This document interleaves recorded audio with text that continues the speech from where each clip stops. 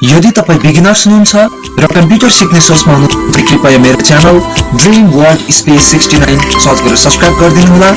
आशा छ तपाईहरुले मेरो भिडियोबाट र मेरो च्यानलबाट कम्प्युटरसँग रिलेटेड बेसिकदेखि एडभान्स लेभलको कक्षाहरू सजिलैसँग घरमै बसेर सिक्न सक्नुहुन्छ भन्ने विश्वास लिएको छु।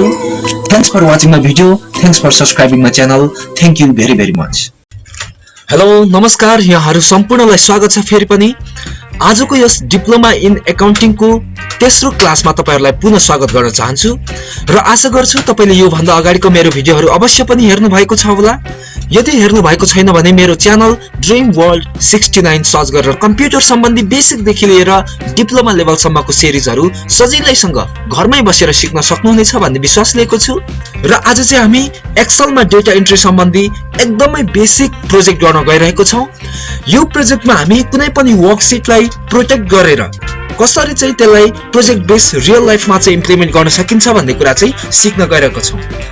यदि यसभन्दा अगाडि पनि तपाईले केही कुराहरु चलाउनु भएको छ, एक्सेलको प्रयोग गर्नु भएको छ, अर्थात एक्सेलका कामहरु गर्दै हुनुहुन्छ भने अवश्य पनि एक्सेल सिटलाई कसरी प्रोटेक्ट गर्ने भन्ने कुरा चाहिँ तपाईले जान्नु भएको छ होला। यदि छैन भने अबको क्लासमा हामी त्यो पनि कम्प्लिटली बिगिनर्सबाट हेर्छौं है त। अब हेर्नुस् है, सबैभन्दा पहिला तपाईलाई म एउटा के कुरा बताउँछु भन्दाखेरि अहिले हाम्रो यो सिट प्रोटेक्ट भएको छ भनेको त्यो प्रोटेक्टेड भएको छ, यहाँनिर टाइप गर्न मिल्दैन है भनेको कुनै पनि सेलमा अहिले हामी टाइप गर्न सक्दैनौं। तर यो दुईटामा चाहिँ मैले अनलक गरेको छु। यो दुईटा भागमा चाहिँ टाइप हुन्छ, बाँकी कुरा चाहिँ के हो टाइप हुँदैन भनेको सबै कुराहरु चाहिँ के भएको छ अहिले लक भएको छ। यस्तोरी अब कसरी लक गर्ने भन्नुहुन्छ भने जस्तै म नयाँ सिटमा जान्छु, सिट 1 मा क्लिक गरे र सिट 1 मा क्लिक गरिसकेपछि यहाँ क्लिक गरेर अब टाइप गर्दा सबै टाइप भइरहेको छ हैन। अब यसलाई प्रोटेक्ट गरे भने जस्तै रिभ्यूमा जानुस्, रिभ्यूमा गइसकेपछि तपाईले यहाँ देख्न सक्नुहुन्छ के छ प्रोटेक्ट सिट हैन त। यहाँ क्लिक गर्नुस् त, यहाँ क्लिक गरेपछि यस्तो अप्सन आउँछ, यहाँ पासवर्ड पनि राख्न सक्नुहुन्छ। मैले सिम्पली पासवर्ड बेगर प्रोटेक्ट गर्न चाहे ओके गर्नुस्। यति भएपछि अब यो हाम्रो प्रोटेक्ट भयो भनेको अब हाम्रो यो वर्कशीटमा कुनै पनि सेलमा हामी टाइप गर्न सक्दैनौं। टाइप भयो त हैन। अब यसलाई फेरि हामीले टाइप गर्नु पर्यो भने यसलाई के गर्न सक्छौं हामी अनप्रोटेक्ट सिट गर्नुस् अनि टाइप गर्न सक्नुहुन्छ। भनेको कुनै पनि सिटलाई प्रोटेक्ट गरिसकेपछि त्यो सिटमा भएको कुनै पनि सेलमा चाहिँ हामी के गर्न सक्दैनौं टाइपिङ गर्न सक्दैनौं है। बुझ्नुभयो?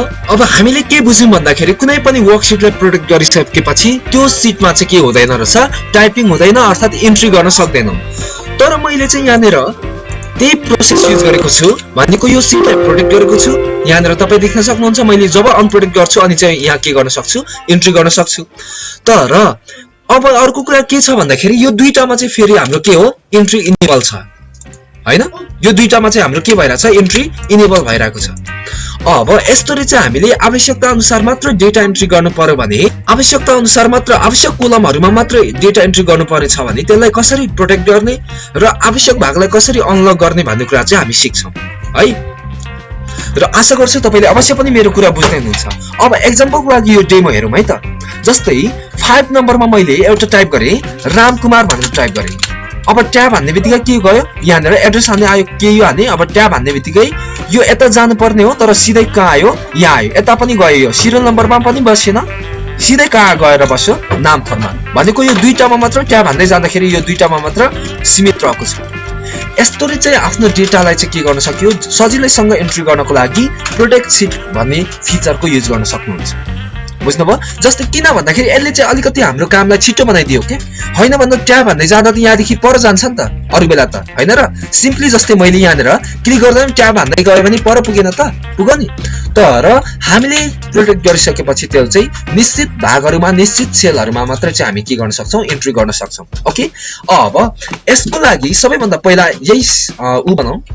अब यस्तो खालको प्रोजेक्टलाई म कपी गर्छु। यहाँनिर सिट 2 मा जानुस्, सिट 2 मा गइसकेपछि सबैभन्दा पहिला के लेख्नु पर्ने छ यसलाई म कपी गर्छु है। सिलेक्ट गर्नुस्, सिलेक्ट गरिसकेपछि कन्ट्रोल सी हान्नुस्, सी गरिसकेपछि यहाँनिर क्लिक गरेपछि के गरौँ यहाँ कन्ट्रोल भी गर्नुस्। कन्ट्रोल भी गर्दाखेरि पेस्ट हुन्छ र आवश्यकता अनुसार यो कोलमहरुलाई कसरी कस्टमाइज गर्ने भन्ने कुरा यो भन्दा अगाडिको क्लासमा हामीले डिस्कस गरिसकेका छौं। अवश्य पनि तपाईले बुझिसक्नु भएको छ।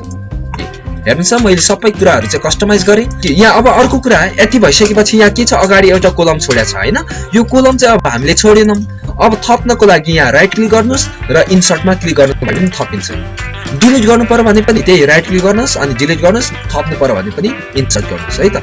अब यो एकदम ठुलो भयो भने हामी यसलाई घटाइदिन्छौँ र यो भन्दा माथि हेडिङ अर्को लेख्नु पर्यो भने अर्को पनि थप्छु, राइट क्लिक गर्नुस् र के गर्नुस् इन्सर्ट। कोलम थप्नको लागि कोलमको हेडिङमा राइट क्लिक गर्नुस्, रो थप्नको लागि रोकै यहाँ यता भित्र गर्न पाइएन है, यतै राइट क्लिक गर्नुस् अनि के गर्नुस् इन्सर्टमा क्लिक गर्नुस्, थपियो। र यो सेललाई चाहिँ यो सेलहरुलाई चाहिँ अब के गरौँ मर्ज गरौँ, सिलेक्ट गर्नुस्, सिलेक्ट गरिसकेपछि होममा गएर मर्ज एन्ड सेन्टर यो कुनै कुनैमा नाम दिए नदिन सक्छ, नाम दिएन भने यो खालको सिम्बलमा क्लिक गर्नुस्। मैले क्लिक गर्दिए, क्लिक गर्ने बित्तिकै के भयो वारपर एउटै भयो, भनेको हामीले मर्ज गर्नु भनेको दुई वा दुई भन्दा बढी सेलहरुलाई चाहिँ एउटै बनाउनलाई के भन्छ मर्ज है। अब मर्ज गरिसकेपछि हामीले सबैभन्दा माथि के लेख्नु छ कम्पनीको नाम र त्यसको एड्रेस लेख्नु छ। त्यसको लागि मैले टाइप गरे ड्रीम वर्ल्ड आईटी इन्स्टिट्युट है, मैले रोमनाइज प्रयोग गरिरहेको छु है।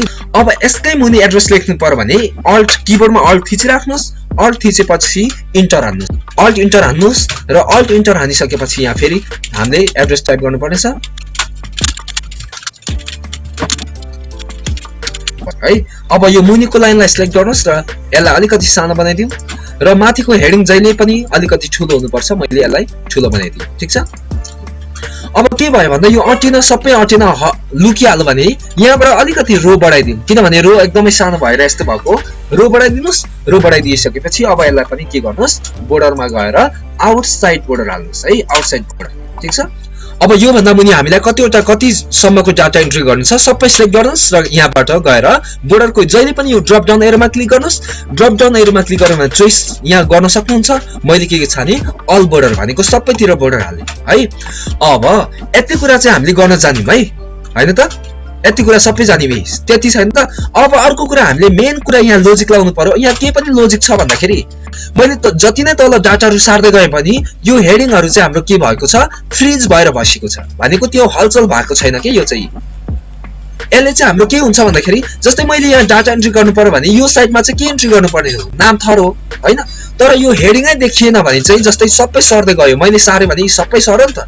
अब यहाँ के लेख्ने हो त त्यो थाहा भएन हो। त्यसको लागि चाहिँ हामी कुनै पनि रो वा कोलमलाई फ्रीज गरेर राख्नु पर्ने हुन्छ, त्यो फ्रीज गर्न पनि हामी सिक्छौं। ओके, र आशा गर्छु तपाईले अवश्य पनि मेरो भिडियोहरु बुझ्दै हुनुहुन्छ। यदि तपाईले पहिलो चोटीमा मेरो भिडियोहरु बुझ्नु भएन भने पुनः रिपिट गरेर हेर्नु होला, जसले गर्दाखेरि पहिलो चोटी नबुझेको कुराहरु थप क्लियर हुन्छ है। ल अब हेरौं त। अब यति भइसकेपछि यसमा अर्को कुरा के लोजिक छ त भन्दाखेरि जब म कुनै पनि नाम टाइप गर्छु र ट्याब हान्ने बित्तिकै के हो अटोमेटिकली रो पनि जेनेरेट भएको छ। यसमा चाहिँ मैले लोजिकल फंक्सन युज गरेको छु रो को साथमा है। अब हेरौं ल। अब हाम्रो प्रोजेक्टलाई अगाडि बढाउँ। अब सबैभन्दा पहिला एउटा सिरियल नम्बरको लागि यहाँनेर एउटा फर्मुला हालौं। एक्सेलमा कुनै पनि फंक्सनहरु प्रयोग गर्दा अर्थात क्याल्कुलेसन गर्नु पर्दाखेरि जहिले पनि हामी के गर्छौं इक्वल टु हाल्छौं है। Equal to ROW row.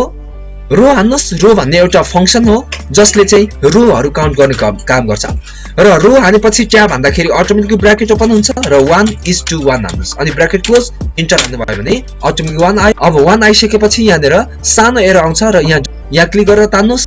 Click गरेर तान्नु भयो भने अटोमेटिकली के भयो रो जेनेरेट भएर आयो। रो 3 रो 4 रो 5 यी फर्मुला बारमा कुन फर्मुला युज भएको छ भनेर हेर्न सक्नुहुन्छ।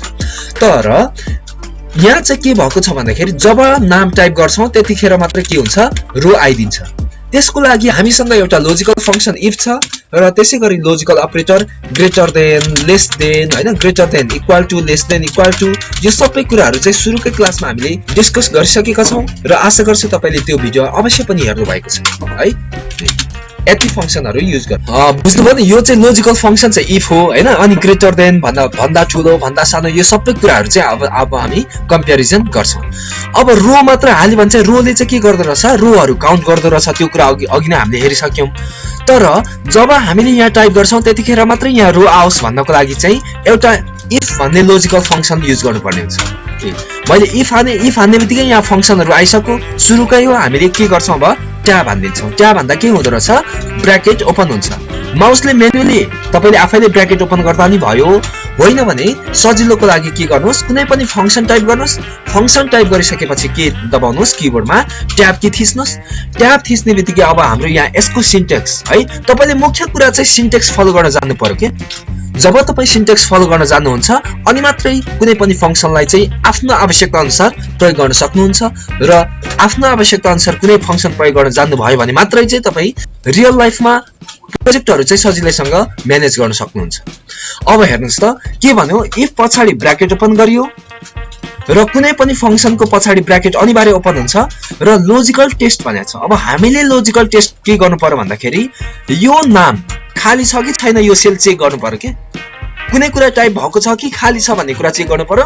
यो सेल इक्वल टु बराबर हुनु भनेको इक्वल टु हो खाली भयो भने।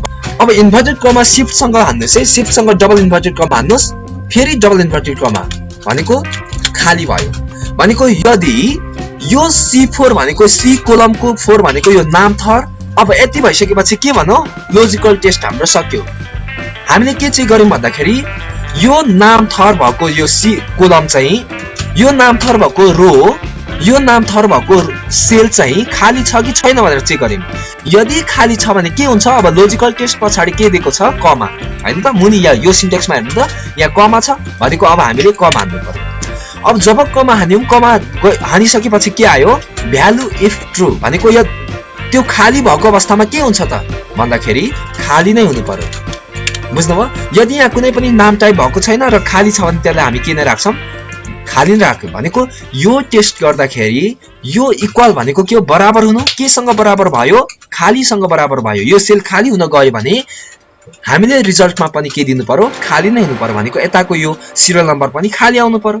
तर त्यहाँ खाली छैन र कुनै पनि भ्यालुहरु टाइप भएको छ अर्थात त्यो खाली नभएर फल्स हुन गयो भने के गर्छौं भन्दाखेरि चाहिँ अनि चाहिँ हामी के गर्छौं रो भन्ने फर्मुला अघि जुन सुरुमा युज गरियो जसले रो काउन्ट गर्छ भन्ने पढ्यौं त्यो कुरा चाहिँ हामी यहाँ डिफाइन गर्छौं। अब ट्याब हान्नुस् फेरि कुनै पनि फंक्सन हानिसकेपछि के हुन्छ अरे ब्र्याकेट ओपन हुन्छ है हो। अब 1:1 हान्नुस् ब्र्याकेट क्लोज गर्नुस् र फेरि अर्को पनि ब्र्याकेट क्लोज गर्नुस् किनभने हाम्रो दुईटा यहाँ पनि ओपन भएको छ यहाँ पनि ओपन भयो। अब इन्टर हान्नु भयो भने के हुन्छ ट्याक्कैसँग यहाँनिर खाली भयो। यो यहाँ क्लिक गर्ने बित्तिकै फर्मुला देखियो के किन फर्मुला खाली यहाँ फर्मुला आएको छैन अब यसलाई हामी यहाँसम्म तान्छौं सबै खाली भयो र यति भइसकेपछि अब हाम्रो फर्मुला अनुसार काम गर्दैछ। यदि इफ भनेको के हो यदि C4 भनेको कुन हो यो हो किन C4 आयो भन्दा C भन्ने कोलममा छ रो भनेको कतिमा छ 4 मा छ त्यही भएर यहाँ नेम बक्समा पनि के देखाएको छ C4। यदि C4 इक्वल टु खाली भनेको यो C4 मा कुनै पनि कन्टेन्ट लेखेको छैन भने रिजल्टमा पनि के आउनु पर्यो ब्ल्याङ्कै आउनु पर्यो भनेको इन्भर्टेड कमा खाली हान्नुको कारण चाहिँ त्यो। तर जब यहाँ कुनै पनि कन्टेन्ट टाइप गर्छौं त्यसपछि चाहिँ के हुनु पर्यो रो काउन्ट गर्न थाल्नु पर्यो। रो चाहिँ कतिबाट सुरु हुनु पर्यो 1 बाट सुरु हुनु पर्यो भनेको अब हेर्नुस् है भनेको मैले यहाँनिर टाइप गरे राम कुमार भनेर टाइप गर्ने बित्तिकै अब ट्याब हान्ने बित्तिकै के आयो यहाँ 1 अटोमेटिकली आयो किन भन्दाखेरि हाम्रो फर्मुला चाहिँ फल्स भइदियो। ट्रु भएको भए त भनेको यहाँ खाली भएको भए खाली नै आउँथ्यो तर यहाँ खाली नभएर कुनै रोहरु चाहिँ हाम्रो के भयो जेनेरेट भयो भनेको कुनै कन्टेन्ट हाल्यो भने यहाँ के भयो अटोमेटिकली रो जेनेरेट भयो। ठीक छ बुझ्दै हुनुहुन्छ नि र यति भइसकेपछि यसलाई म अलिकति यसलाई साइज घटाउँ। आशा गर्छु तपाईले बुझ्दै हुनुहुन्छ मेरो भिडियोहरु र यदि मेरो भिडियोहरु तपाईको लागि युजफुल भएको खण्डमा अवश्य पनि मेरो च्यानल सब्स्क्राइब गर्नु होला साथै मेरो भिडियोलाई लाइक गर्नु होला एन्ड शेयर गर्नु होला है त। अब यसरी नै तपाईले के गर्न सक्नुहुन्छ डेटा एन्ट्री सजिलै गर्न सक्नुहुन्छ। जब तपाई डाटा एन्ट्री गर्नुहुन्छ अनि मात्र के हुँदैछ रो जेनेरेट मैले सबै यो डिलिट गरे भने के हो फेरि यो सबै डिलिट भइदियो। अब तपाईले डेटा एन्ट्री गर्दाखेरि जहिले पनि अब हामीले के गर्नु पर्यो भन्दाखेरि जस्तै यहाँ लेख्नुहुन्छ अनि यहाँ ट्याब भन्दाखेरि यहाँनेर आयो हैन अब ट्याब भन्दाखेरि फेरि पर गयो यहाँसम्म गयो हामीलाई चाहिँ नि यहाँ कुदिरहनु परेन। अब यहाँसम्म गइरह्यो भने यहाँबाट पर तल फर्किएन हैन त्यो सिचुएसनमा चाहिँ कसरी यसलाई प्रोटेक्ट गर्ने भन्ने कुरा चाहिँ हामी सिकौं। सबैभन्दा पहिला कुन कोलममा तपाई टाइप गर्नुपर्ने हो त्यसलाई सिलेक्ट गर्नुस्। हामीले चाहिँ दुईटा कोलममा टाइप गर्नु छ बाँकीमा सबै चाहिँ हामीले के गर्नुपर्ने छ छोड्नु पर्ने छ हैन। त्यसको लागि सबैभन्दा पहिला यसलाई सिलेक्ट गर्नुस् र यसकै अगाडि राइट क्लिक गर्नुस्। राइट क्लिक गरिसकेपछि फर्मेट सेलमा जानुस् र फर्मेट सेलमा गइसकेपछि तपाईले यहाँनेर देख्न सक्नुहुन्छ प्रोटेक्सन भन्ने है प्रोटेक्सनमा जानुस्। प्रोटेक्सनमा गइसकेपछि यहाँ लक लागिरहेको छ त्यो लक चाहिँ हटाउनु पर्ने हुन्छ। किन हटाउने भन्दाखेरि हामीले यो दुईटा ठाउँमा त टाइप गर्ने हो नि त त्यही भएर यो लकलाई चाहिँ के गरौँ हटाइदिउँ। अब ओके गरेपछि यसलाई प्रोटेक्ट गर्न कहाँ जान्छौँ रिभ्यूमा जानुस् र रिभ्यूमा गइसकेपछि प्रोटेक्ट गर्नुस् र ओके गर्नुभयो भने अब बाँकी कुनै पनि सेलमा टाइप हुँदैन तर यो दुईटामा चाहिँ टाइप हुन्छ बुझ्नुभयो यसरी चाहिँ अब तपाईले आफ्नो कामहरु सजिलैसँग इन्ट्री गर्न सक्नुहुन्छ आफ्नो डेटाहरु सजिलैसँग चाहिँ छोटो समयमा धेरै डेटा इन्ट्री गर्न सक्नुहुन्छ जस्तै मैले हरि लेखे ट्याब हाने र के हो कुमायक लेख्ने भयो ट्याब हाने फेरि ट्याब हान्दा अटोमेटिक तल्लोमा झर्यो र फेरि यहाँनिर के गरे अर्को है यसरी एवं तरिकाले चाहिँ के गर्न सक्नुहुन्छ सबै किबोर्डमा ट्याब चलाउनुस् है तपाईले डेटा एन्ट्री गर्दा के गर्नुस् ट्याब चलाउने बानी बसाउनुस् अब यो फेरि अब यहाँबाट अन्तिममा ट्याब हाने भने फेरि तल जानु पर्ने हो माथि गयो यो सिचुएसनमा के गर्ने भन्दाखेरि फेरि यहाँबाट बढाउनुस् र बढाइसकेपछि यहाँ के गर्नुस् भन्दाखेरि अब फेरि यहाँबाट मुनि बढाउनको लागि यसलाई अनप्रोटेक्ट गर्नुस् है अनप्रोटेक्ट गरिसकेपछि यसलाई यहाँबाट सिलेक्ट गर्नुस् र सिलेक्ट गरिसकेपछि यो डाटा दुईटा काट्नुस् पहिला र वार्पर सिलेक्ट गरिसकेपछि यहाँबाट मुनि तान्नुस् कहाँसम्म चाहिने हो त्यहाँसम्म तान्नुस् हैन यति गरिसकेपछि अब अर्को कुरा चाहिँ तपाईले के बुझ्नु पर्यो भन्दाखेरि जब हामी मुनि सार्दै जान्छौं यो माथि हेडिङहरु सबै लुक्दै छ के अब यहाँनेर कुन फिल्ड हो यो भन्ने कुरा थाहा भएन त्यसको लागि यसलाई हामी के गर्छौं फ्रीज गर्छौं कहाँदेखि माथि फ्रीज गर्ने हो यहाँदेखि माथि भनेको यिनीहरु सबै देखिनु पर्यो त्यसको लागि चाहिँ हामीले यहाँ क्लिक गर्नु पर्यो यति सिलेक्ट नगर्ने यहाँ पुरै रोमा क्लिक गर्नुस् यहाँ क्लिक गर्ने बित्तिकै वार्पर सिलेक्ट हुन्छ र कहाँ गएर भ्यूमा जानुस् भ्यूमा गइसकेपछि फ्रीज पेनमा गएर फ्रीज पेन गर्नुस् हो यति भइसकेपछि जति तल सारे पनि यो हेडिङहरु लुक्यो त लुकेन जसले चाहिँ हाम्रो डेटाहरु इन्ट्री गर्न सजिलो हुन्छ र अब यति गरिसकेपछि हामी तानिसक्यौं हामीले के गरौँ अब यसलाई रिभ्यूमा जानुस् रिभ्यूमा गइसकेपछि फेरि प्रोडक्टमा पनि क्लिक गर्नुस् ओके गर्नुस् र अब टाइप गर्दै जानुस् बुझ्नुभयो यसरी तपाईले जति धेरै डेटाहरु पनि सजिलैसँग छोटो समयमा इन्ट्री गर्न सक्नुहुन्छ ओके तपाईले मेरो भिडियो हेरिसकेपछि अवश्य पनि नयाँ कुरा सिक्नु भयो होला भन्ने विश्वास लिएको छु thank you thanks for watching my video please don't forget to subscribe my channel thank you very much